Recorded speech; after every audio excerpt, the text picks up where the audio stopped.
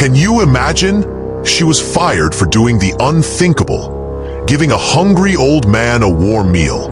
What no one knew was that he was a legendary Marine veteran. The next day, his brothers in uniform marched in, and what happened next turned the whole place into a battleground of justice. If you love interesting stories like this that expose the truth, please give this video a thumbs up and tell us in the comments section where in the world you are watching this video, and also do well to smash that subscribe button. Some mornings hit you like a punch to the gut. Bills stacked high, gas tank empty, your child coughing through the night while you stare at a fridge that gets emptier each day. That's exactly how Keisha Williams felt when she woke up that Tuesday morning. At 29, Keisha had eyes that carried too much weight for someone so young. She lived in a tiny apartment on the east side of Riverside, Alabama, raising her 8-year-old son Malik on whatever tips she could earn at Murphy's Diner, a rundown place that smelled like burnt coffee and old grease. It wasn't pretty, but it kept the lights on. The morning shift was quiet. Just the usual crowd sipping coffee and talking about high school football like it was world news. Then the door chimed. In walked a man who looked like a strong wind could knock him over. Thin, weathered hands, gray stubble covering wrinkled skin, an oversized army jacket hanging off his shrinking frame. His boots were beaten up, shoulders hunched, but he moved with quiet dignity, like a man who'd earned the right to take his time. Keisha grabbed the coffee pot before he even asked, "Coffee?" He barely smiled and nodded. She poured his cup and watched him settle into the corner booth by the window. No phone, no book, just silence. It was the way his hands shook that made her pause, just enough trembling to spill a little cream. His fingers looked stiff, like they'd survived winters far worse than Alabama could offer. When he reached into his pocket, she watched him pull out a cracked leather pouch. He dumped coins onto the table, quarters, dimes, a few nickels. That's when she spotted the patch on his sleeve, a faded purple heart barely hanging on by a loose thread. Keisha didn't think twice. She marched straight into the kitchen. "Raymond, make me a plate. Eggs, bacon, toast, extra jam." The cook blinked. "You got an order?" "It's for that veteran in the corner. He hasn't eaten." Raymond nodded. "Ain't the first time someone came in here hungry. Might be the first time someone fed him, though." She plated it herself, carried the warm dish out, and placed it in front of the old man without a word. He looked up, confused. "I didn't order this." "I know," Keisha said. "It's already paid for." The man stared at her, eyes getting wet. He didn't ask who paid, just looked down at that plate like it was made of gold. He folded his hands, whispered something under his breath, then picked up his fork. She didn't expect thanks, didn't need it, but it came anyway. "God bless you," he said, barely audible. "You didn't have to do that." Keisha smiled. "You did more for us than we'll ever be able to repay." She turned to head back to her station, but froze. There stood her manager by the register, arms crossed, jaw tight, watching everything like a hawk. What happened next wasn't gratitude. It was a warning, and Keisha never saw it coming. "Keisha, my office, now." The voice belonged to Susan Mitchell, manager of Murphy's Diner for 12 years. Cold as winter, sharp as a blade, ran the place like a military base. Not the type to joke around or give second chances. Keisha wiped her hands and followed her through the swinging door. The office was more like a closet. Desk covered in papers, dusty clock running 5 minutes fast, one folding chair that Keisha didn't bother using. Susan didn't waste time. "You think you can just give away food like we're some charity?" Keisha blinked. "It was one plate. He's a veteran. That's not the point." Susan snapped. "He didn't pay. You didn't ask. You made a call that wasn't yours to make." Keisha tried to stay calm. "It's $8 worth of breakfast." The man had nothing but pocket change. He had a purple heart patch. I don't care if he had a gold medal on his chest. This is a business, not a shelter. Susan leaned against the desk. We've talked about following rules before. Keisha felt heat rising in her face. You're saying I should have watched him drink black coffee while shaking from hunger? I'm saying you should have called me before handing out free meals. We set a precedent. Suddenly, every vagrant from 3 counties shows up expecting handouts. Keisha's voice dropped low, but her eyes locked with Susan's. He wasn't a vagrant. He was a soldier. Someone's father. Maybe someone's grandfather. Susan wasn't moved. You're fired. The words came out flat. Final. It took Keisha a full second to process. For real? She asked, blinking fast. You think I'm kidding? Keisha stood there for a long moment. No apology came. No second thought. Just that damned wall clock ticking too loud. She untied her apron, folded it slowly, and placed it on the desk. You're going to lose good people this way, she said, voice shaking, but not with fear. Susan picked up her pen and started writing like the conversation was already over. Keisha grabbed her bag and headed for the back door. As she stepped into the alley, she could still see the veteran through the front window, quietly finishing his toast. She walked past the dumpsters toward the street, not knowing what she'd tell Malik when she got home. No job, no tips, no idea what came next. She didn't cry. Not yet. But just because she left quietly didn't mean the story ended there. Someone saw what happened, and they weren't about to let it slide. It started with one Facebook post. Betty Johnson had been sitting 2 booths over that morning, watching everything unfold. She didn't say a word while Keisha was getting scolded, but she remembered. She remembered the quiet gratitude on the veteran's face. The way Keisha handed over that plate like she'd done it 100 times before. And she definitely remembered the manager's cold tone when Keisha got fired. So Betty took to Facebook. This young woman at Murphy's Diner gave a hot meal to an old vet who clearly hadn't eaten in days. Manager came out and fired her in front of everyone. I've never seen anything so heartless. Someone find Keisha Williams and tell her this town's got her back. It got shared, then reshared, then shared again. Within hours, people started responding. She used to serve me every Friday. Always had a kind word. I saw that same old guy outside the VFW last month. He's been through hell. That manager's cold as ice. I've seen her talk down to staff like they're dirt. By the time Keisha got home, her phone had 50 unread messages. Some from co-workers, some from strangers. One even from a guy named Marcus who ran a food truck. I don't have benefits, but I have respect. If you need a job, call me. Keisha didn't respond right away. She was sitting on the floor with Malik, helping with math homework. Mind still stuck on how fast everything had changed. Mom, Malik said, can I tell you something funny? Go ahead, baby. You're on the internet. Miss Tanya at school showed me. Keisha chuckled, thinking he was exaggerating. But when he pulled out his tablet and showed her a post with her picture, snapped by someone from behind the counter, it hit her. This wasn't just local anymore. This was spreading. By morning, news stations were calling. Channel 7 ran the headline. Waitress fired after feeding hungry veteran, community reacts.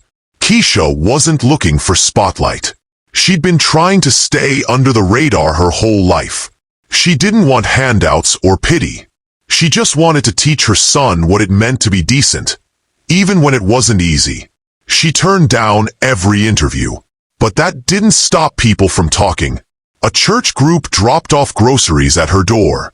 The local barber offered free haircuts for Malik. Her former co-worker Trina told her customers were walking out of Murphy's mid-order when they found out what happened. Then came the twist nobody expected. An anonymous comment under one of the viral posts caught someone's attention. That old vet's name is Earl Washington. Served in Vietnam. used to be a gunnery sergeant in the Marine Corps. That man trained half the South. Most folks ignored it, but not everyone. One person who didn't ignore it was Corporal Devin Hayes, a 28-year-old Marine stationed at Fort Benning, about an hour away. He'd trained under a guy named Washington when he first enlisted.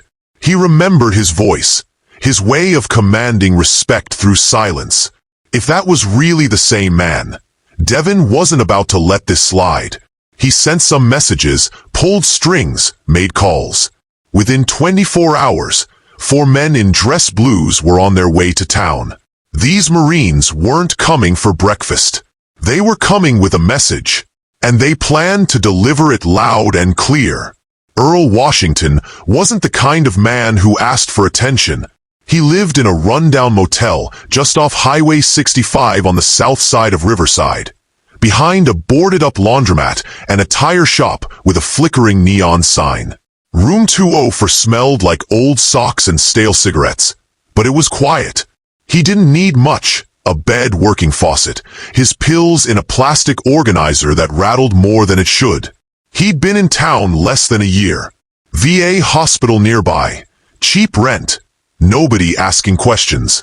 What most people didn't know: Earl Washington had served 22 years in the United States Marine Corps, fought in Vietnam, watched people die in ways no movie could capture, lost 2 fingers on his left hand in a firefight outside Saigon, earned 3 medals, and left the service with a limp and a spine that ached like a thunderstorm was coming every day. After the military, Earl trained young recruits at bases across the country: San Diego, Camp Lejeune, Fort Benning. He was firm but fair.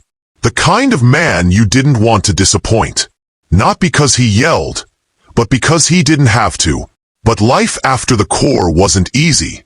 His wife Dorothy passed in 2003, cancer. His daughter Michelle stopped calling after a falling out neither of them ever fixed. Pension got held up in paperwork. Appointments got delayed. Friends got buried. Before long, he was just another old man in a worn-out jacket, ignored by people who didn't bother to ask. That morning at the diner, he hadn't planned to eat. Just wanted a hot drink and a place to sit. Maybe remember the sound of voices around him for a little while. When Keisha placed that plate in front of him, he felt something he hadn't felt in years. Seen. The strange part? She didn't ask for anything, didn't make a show of it, just gave what she had, like it was the most natural thing in the world. 3 days later, a knock came at his motel room door. He opened it slowly, expecting a delivery guy or maintenance worker. What he saw instead were 4 men standing tall in dress blues, clean-shaven, ribbons shining on their chests. They didn't smile, didn't speak at first. Devin stepped forward. "Gunnery Sergeant Washington?" Earl hesitated, blinking like his brain was catching up. "Yes. Who's asking?" "Corporal Devin Hayes. You trained me at Fort Benning back in 2016. These men served under guys you trained. You don't know us, but we know you. We heard what happened at that diner." Earl's eyes dropped. He shook his head. "Didn't want trouble. Girl just did something kind." Devin nodded. "Exactly. And she paid for it." They stood in silence for a moment. Another Marine, Sergeant Marcus Thompson, stepped forward. "With all due respect, Gunny, we don't think that's how this story should end." Earl looked down at his boots, then back up at the men. "You boys planning on marching into that place?" "We are," Devin said. Earl gave a dry chuckle. "Hell, I hope someone's filming." But it wasn't about revenge. Not for Earl. For him, it was about decency. And for the 4 Marines standing in front of him, it was about loyalty to the man who trained them and the woman who stood up for him when no one else did. It was Friday afternoon when the bell above Murphy's diner door rang again.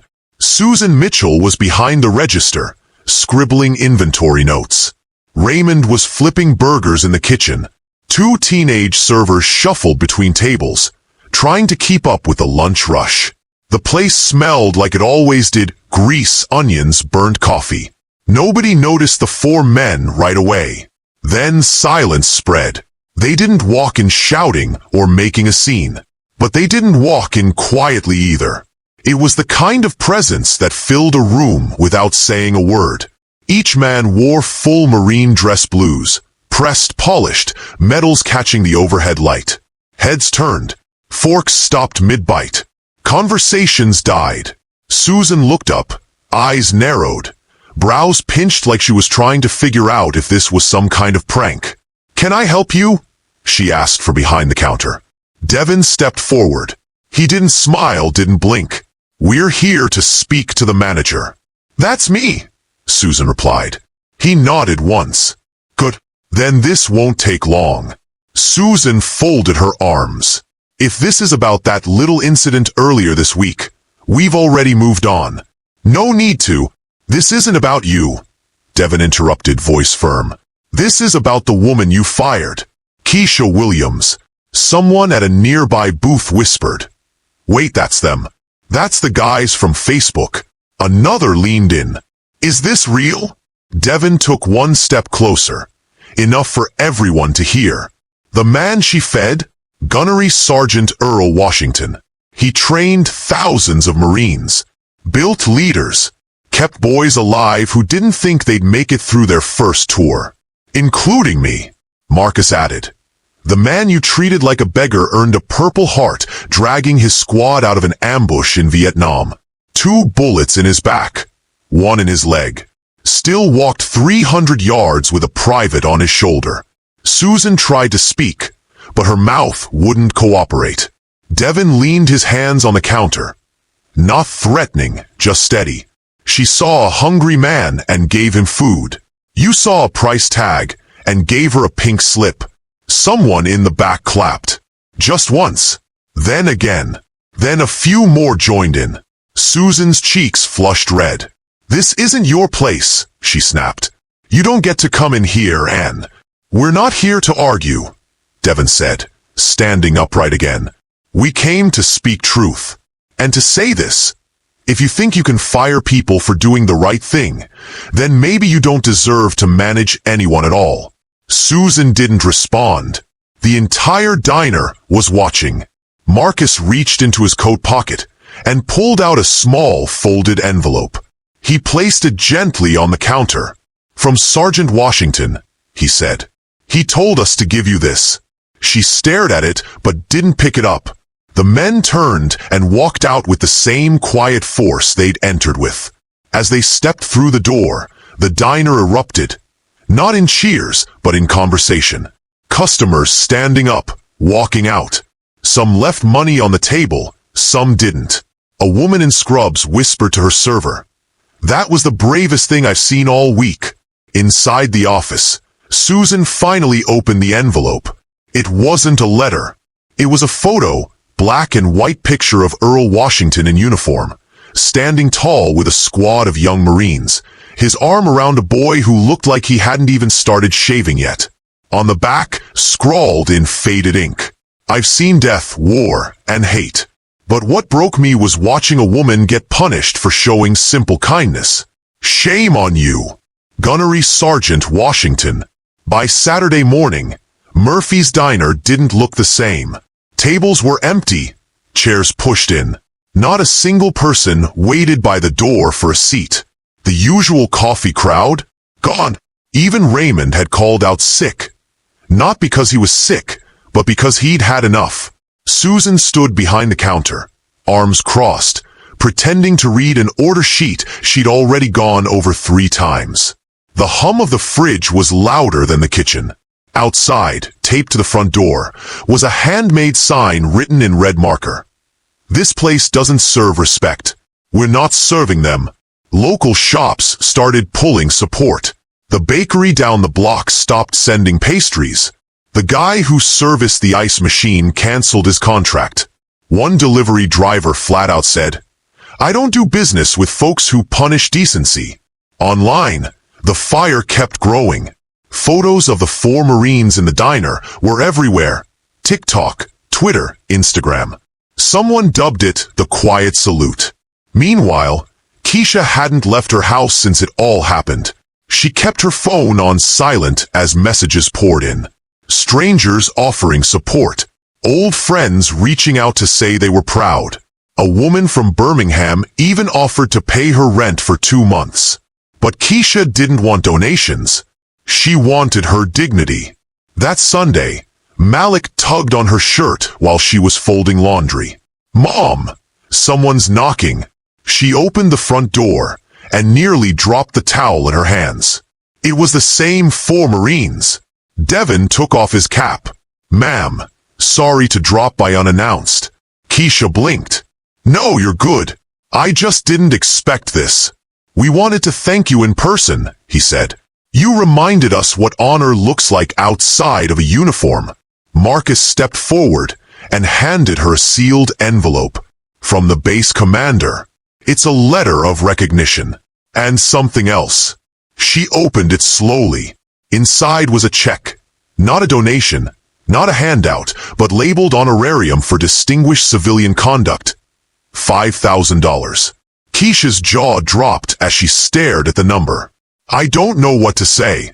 "You don't have to say anything," Devin replied. "You've already said enough just by being who you are." Before they left, they stood together on the porch. Malik took a picture. Keisha in her house shoes, surrounded by 4 men in dress blues, smiling like he'd never seen her smile before. Later that night, the picture hit the internet. The caption: "She gave one man breakfast. He gave her a legacy." The following week, Murphy's Diner shut its doors temporarily. The sign was vague, something about staffing issues and reevaluating community expectations. But everyone in town knew the truth. You can't run a business when nobody's walking through the door. Susan tried damage control. She went on local radio, gave an interview to the paper, claimed it had all been a misunderstanding and that Keisha had violated policy, not people. But the more she spoke, the worse it got. Even her own staff didn't back her up. Raymond posted publicly, "Keisha fed someone who needed help. That's the kind of team I want to be part of." Half the servers walked out right behind him. As for Keisha, she didn't go back. She didn't need to. The day after the Marines came to her house, she received a call from Mrs. Ruby Patterson, owner of a small soul food restaurant called Ruby's Kitchen across town. 68 years old, former nurse, known for giving second chances. "Girl," Ruby said over the phone, "I don't have much, but I've got a stove that needs love and space for people who care. You interested?" Keisha took the job. It wasn't just a new start. It was a better one. The kind where kindness didn't cost you your paycheck. Her first day at Ruby's, she wore a plain white apron, tied her hair back, and got to work like she'd done for years. But something had changed. People came in not just for food, but to thank her, to shake her hand, to show their kids what quiet courage looked like. One morning, a group of high schoolers from the ROTC program brought in a bouquet of flowers. Their instructor told them, "This woman showed you what leadership is. Not by shouting, not by marching, but by feeding one man with no audience." Keisha kept the flowers in a plastic vase by the register. And Earl Washington? He stopped by once a week for lunch. Always sat at the same table. Always ordered the meatloaf, and always tipped her exactly $20, folded once with a note that simply said, "Still standing. Thanks to you." Months later, a reporter from a national magazine came to town for a follow-up story. She asked Keisha, "Looking back, would you have done anything differently?" Keisha smiled. "Yeah, I would have given him 2 eggs instead of 1. The story ended up in print. The headline was simple. One plate, one woman, one town changed. The world didn't spin any slower. Bills still came. Life still threw its punches. But something had shifted. A line had been drawn. And people remembered where they stood when it was time to choose between policy and humanity. Because sometimes the smallest act, the quietest moment, becomes the loudest echo. And all it takes to change everything is feeding one hungry man. If you take anything from this story, let it be this. Kindness doesn't need permission. Do what's right, even when it costs you. And if you see someone being punished for doing the right thing, don't stay silent. Be the one who stands up. Be the one who shows up. The world already has enough noise. Who stands up? Be the one who shows up. The world already has enough noise.